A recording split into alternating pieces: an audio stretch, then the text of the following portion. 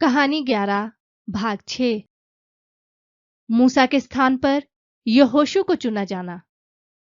Israeli 40 सालों तक रेगिस्तान में खानाबदोशों की तरह भटकते रहे। इसके बाद यहोवा ने मूसा को ये आज्ञा दी कि तुम इस अबारिम पर्वत पर जाओ और इस देश पर नजर डालो जो मैंने इजरायलियों को दिया है।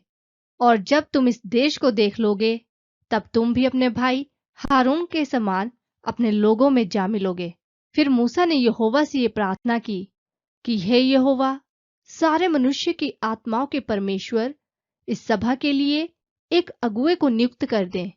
वही उनके हक में सही रहेगा और वही उनका अगुआ होकर इस देश में उन्हें प्रवेश करवाएगा, जिससे यहोवा की प्रजा की स्थिति वैसी ना हो जाए जैसी बिना चरवाहे की भेड़ बकरियों की हो जाती है।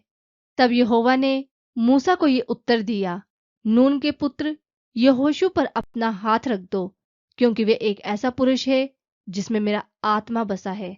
उसे एलियाजर याजक और सारी सभा के सामने खड़ा करके उसकी नियुक्ति करना। तब मूसा ने यहोशू पर अपना हाथ रखा और उसे उत्तराधिकारी नियुक्त किया, ठीक वैसे ही जैसा करने की आज्ञा यहोवा ने मूसा को दी थी।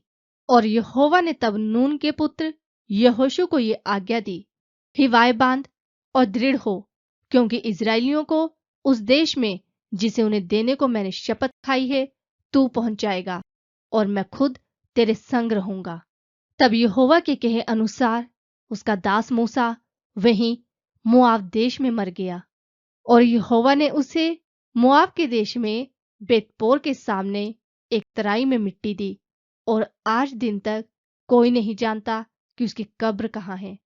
मूसा अपनी मृत्यु के समय 100 वर्ष का था, मगर ना तो उसकी आंखें धुंधली पड़ी थी और ना ही उसकी शक्ति कम हुई थी।